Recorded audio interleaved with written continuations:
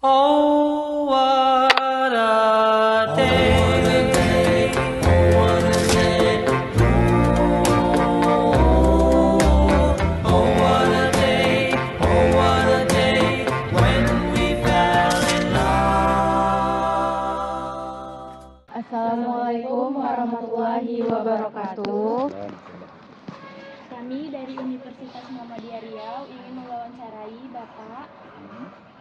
Sebelumnya kami berbicara dengan Bapak siapa? Ya, saya sendiri Bapak Andi Siswanto SAG. Jadi profesi apa yang sedang Bapak jalani untuk sekarang? Saya sebagai guru agama, pendidikan agama Islam di SD 181 Pekanbaru. Sudah berapa lama Bapak menjalani profesi sebagai guru SD? Sudah lebih kurang dari tahun 2002 sampai sekarang. Berapa tahun itu? 22 tahun. 22 tahun.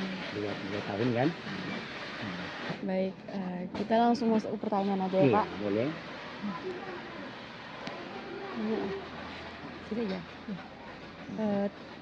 Terkait dari disiplin ilmu, apa saja sih bagaimana disiplin ilmu yang Bapak ajarkan kepada siswa di sekolah dasar ini?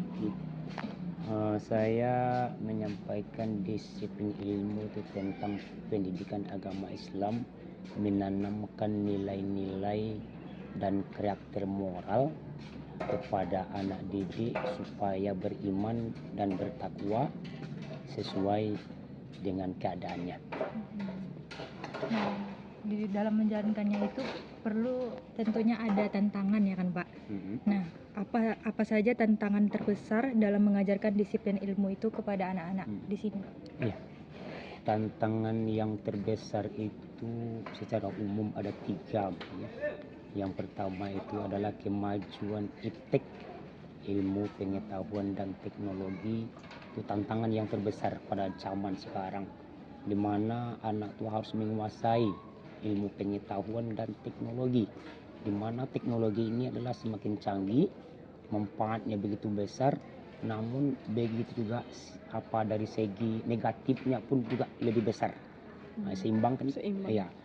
Tambah besar manfaat, lebih besar pula mudarat apabila kita tidak bisa menyaring dengan agama. Itu bukan masalah teknologinya yang salah ya, tapi kita mungkin yang salah. Kembali ke diri masing-masing. Iya, kembali pada diri masing-masing. Nah, itulah fiturnya dengan agama. Kemudian yang kedua itu demokratisasi. Demokratisasi itu transisi ke rezim politik yang lebih demokrasi. Dan yang ketiga adalah dekadensi moral, itu sama dengan krisis moral. Nah, jadi kurang adab, kurang akhlak, itu tantangan. Jadi krisis moral, krisis akhlak, mungkin dari segi ilmu mungkin tak kurang, ilmunya mungkin banyak yang pintar kan, tapi dari akhlak banyak yang kurang. Jadi orang mementingkan ilmu pada akhlak, hanya terjadinya. Mungkin Pak, kalau dari dampak gadget itu apakah dapat berpengaruh Pak dalam Dari itu dampak moral anak gitu? Iya. Gadget salah satunya ya Pak. Ya, gadget seperti memainkan HP. itu yang dibilang tadi. Iya, yang dibilang tadi itu pengaruh negatifnya. Iya. Kan dahsyat itu. Nah, teknologi kan dahsyat ya kan, kalau kita pandai mempergunakan manfaatnya baik. Tapi kan lebih dahsyat lagi saya bilang tadi, itu pengaruhnya kepada anak-anak sekolah kita ini memang dahsyat. Nggak usah lah anak SD, kan kita udah dewasa aja masih terpengaruh kan. Itu habis waktu karena ya main game dan lain sebagainya. Sangat pengaruh. Pertanyaan selanjutnya. Tentang satu. Oke Pak. Selanjutnya tentang paradigma Islam. Ya. Bagaimana Islam mendorong pencarian ilmu pengetahuan di anak SD ini dalam kehidupan sehari-hari Pak? Ya. Dorongan Islam itu terhadap ilmu pengetahuan itu sesuatu yang pokok, sesuatu yang harus wajib ya. Wajib kita pelajari ilmu ini, terutama ilmu agama. Itu wajib hukumnya. Karena sesuai dengan hadis Rasul itu, talabul ilmu fardhatun ala kulli muslim. Menuntut ilmu itu adalah punya wajib bagi orang Islam. Itu itu hadis riwayat Ibnu Majah misalkan itu.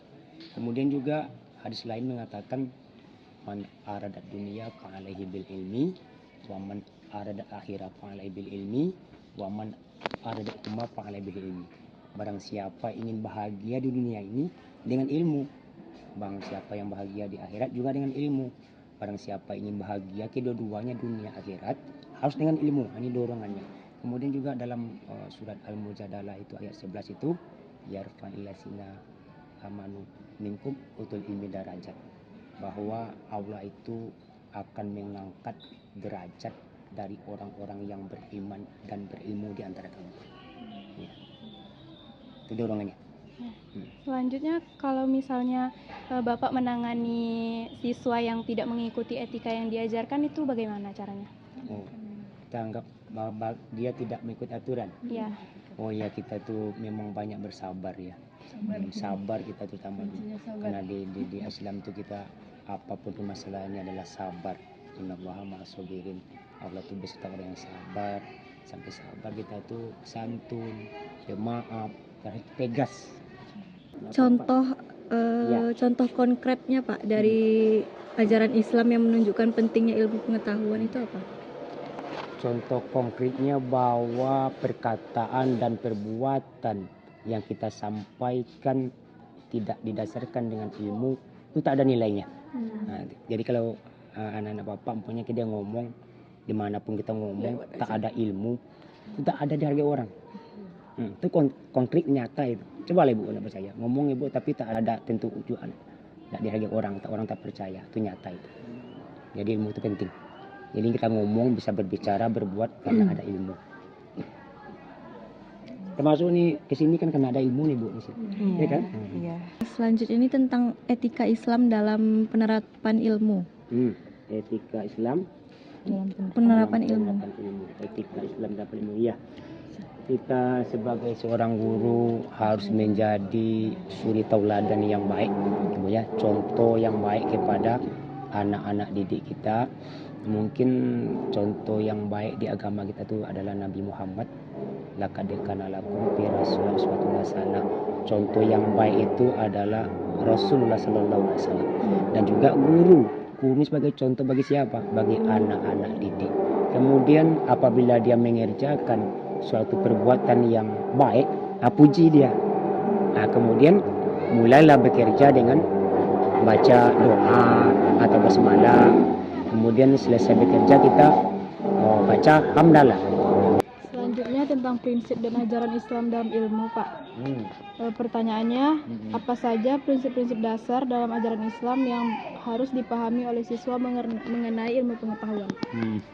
Prinsip dasar dalam Islam itu adalah menanamkan akidah, keyakinan sejak dini, itu mentauhidkan Allah, bahwa itu memang satu. Tauhid kalimat syahadat, asyhadu an la ilaha illallah wa asyhadu anna muhammadar rasulullah. Kemudian kita itu adil, amar ma'ruf nahi mungkar, kemudian persatuan, saling menghargai, gotong royong, dan toleransi. Mungkin itu saja pertanyaan dari wawancara kami pada hari ini. Untuk Bapak Andi Siswanto, terima kasih banyak telah menjawab pertanyaan kami dan menyempatkan waktu luang. Kami tutup ya Pak. Tutup. Assalamualaikum warahmatullahi wabarakatuh. Waalaikumsalam warahmatullahi wabarakatuh.